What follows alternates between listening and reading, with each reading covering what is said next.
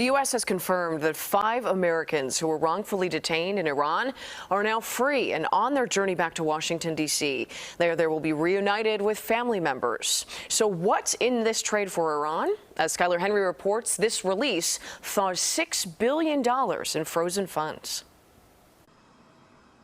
5 Americans who have been held as prisoners in Iran for years are now on their way home. They include Imad Shargi, Siamak Namazi, Morad Tabaz, and 2 Americans whose names are being withheld. These Americans have been suffering a terrible ordeal. I think you all know that. Many of them were held in the Avon prison under ghastly conditions, and that we have been working very, very hard to bring them home to their families just as soon as possible. The Biden administration reached a deal to secure their release in August, but it wasn't finalized until the last few days. $6 billion in frozen Iranian oil funds were transferred from South Korea to Switzerland and then into a bank account in Qatar. The Biden administration is defending the release of the oil money, insisting that it won't be used for terrorism or its nuclear program.